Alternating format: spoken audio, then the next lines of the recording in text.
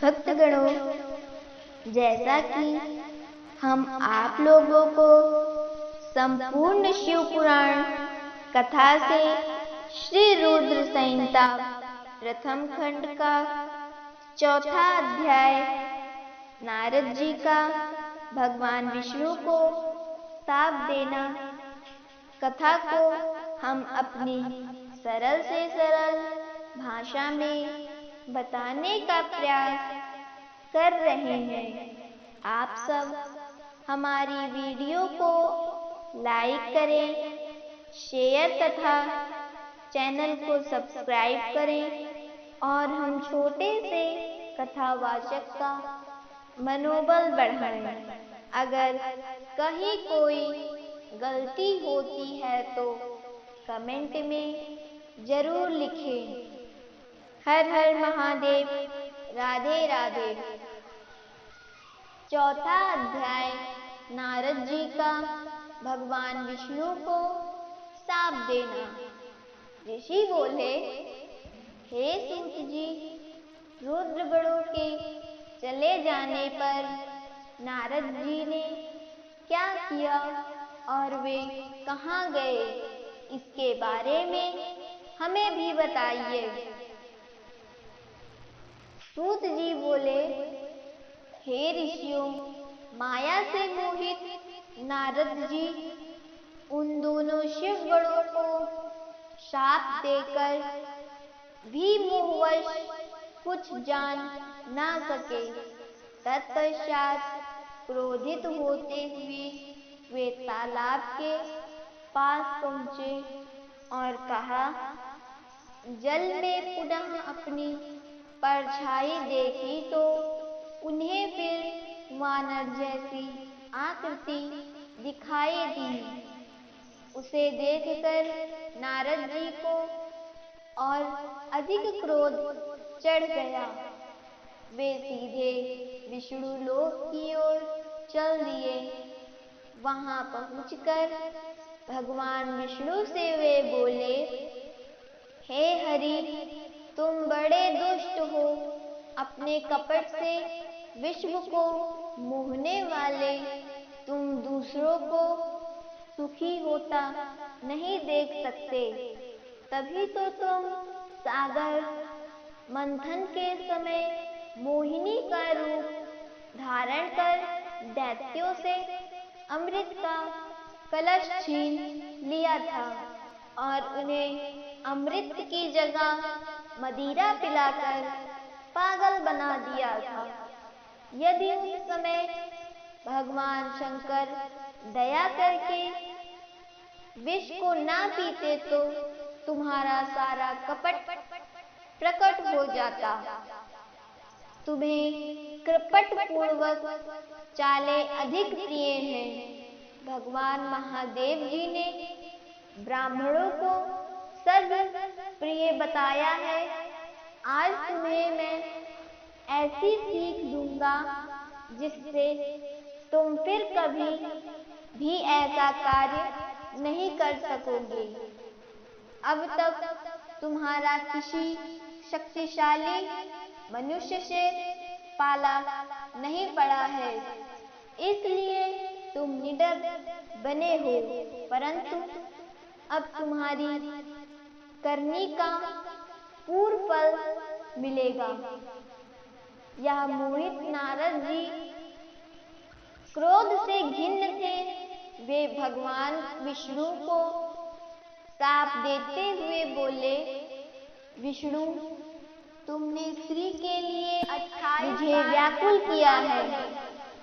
तुम सभी को मुंह में डालते हो।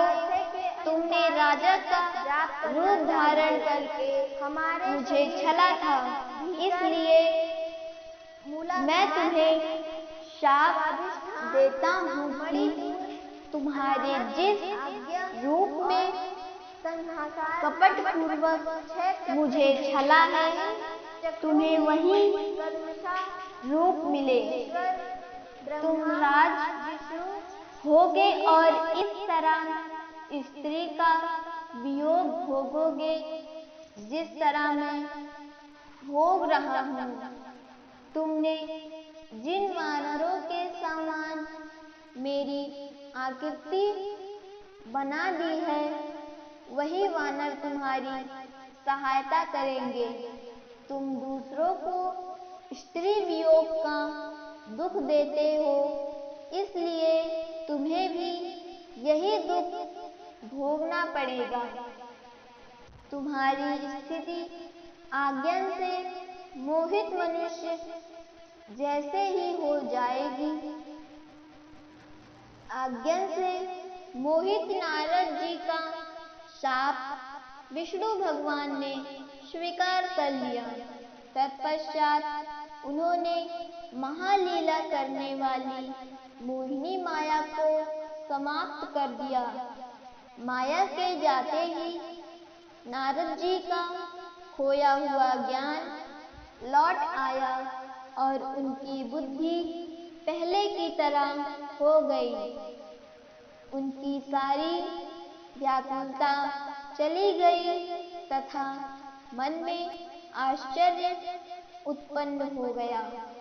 यह सब जानकर नारद जी बहुत पछताने लगे और अपने को धिक्कारते हुए भगवान विष्णु के चरणों में गिर पड़े और उनसे क्षमा मांग ली।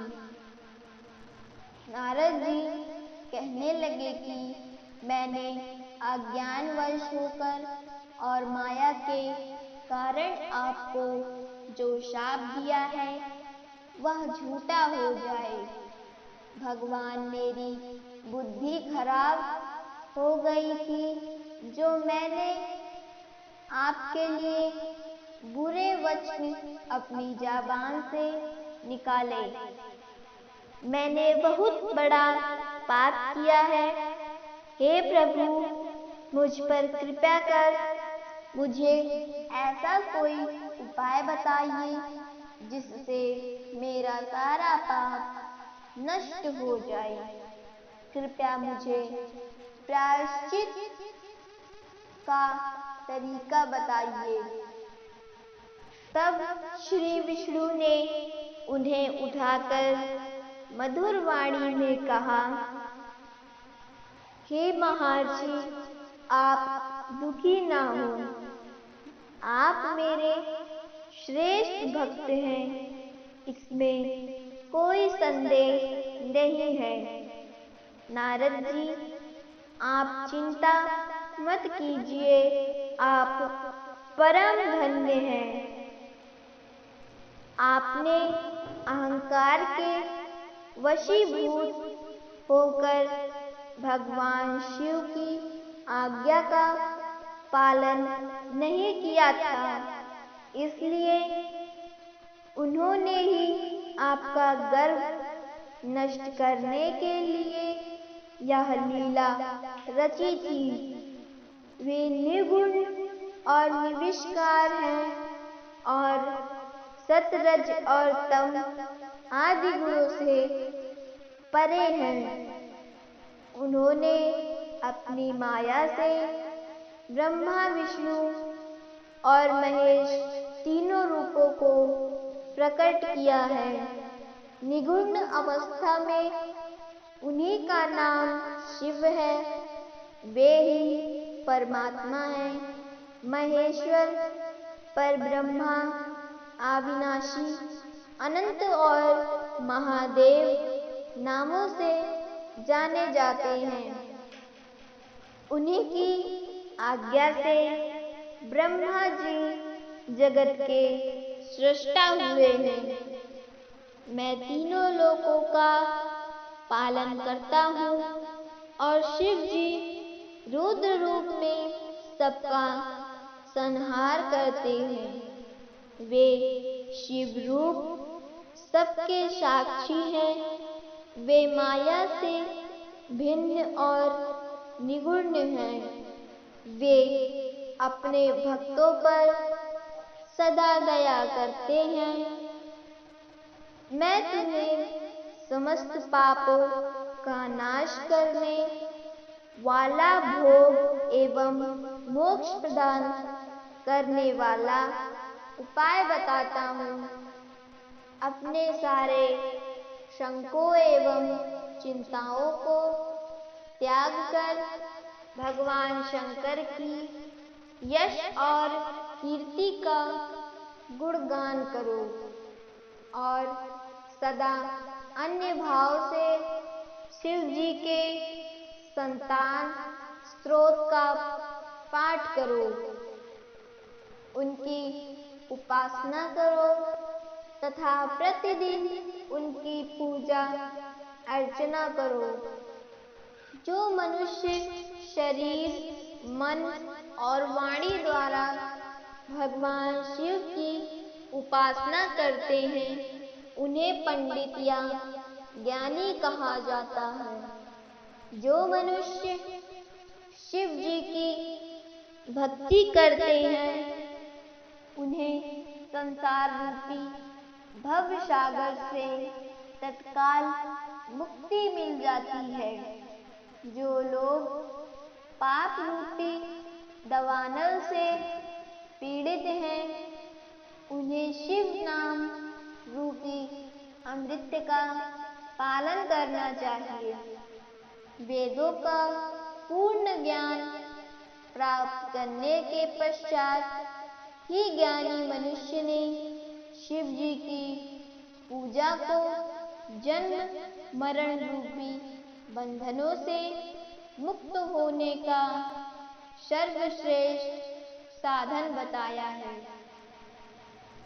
इसलिए आज से ही रोज भगवान शिव की कथा सुनो और कहा करो तथा उनका पूजन किया करो।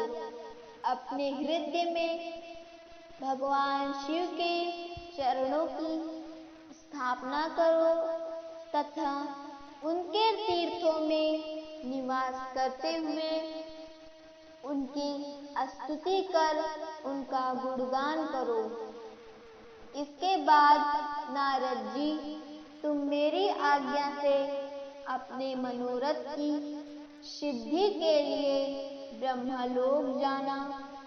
वहाँ अपने पिता ब्रह्मा जी की स्तुति करके उनसे शिव महिमा के बारे में पूछना। ब्रह्मा जी शिव भक्तों में श्रेष्ठ हैं। वे तुम्हें भगवान शंकर का महत्व और सतनाम स्तोत्र अवश्य सुनाएंगे। आज से तुम शिव भक्ति में लीन हो जाओ, वे अवश्य तुम्हारा कल्याण करेंगे। यह कहकर विष्णु जी अंतर धाम हो गए। तो भक्तगणों, हमारी अगली वीडियो में श्री रुद्र संहिता का प्रथम खंड 5वां अध्याय नारद जी का शिव तीर्थों में भ्रमण व ब्रह्मा जी से प्रश्न कथा को बताएंगे। हर हर महादेव। राधे राधे।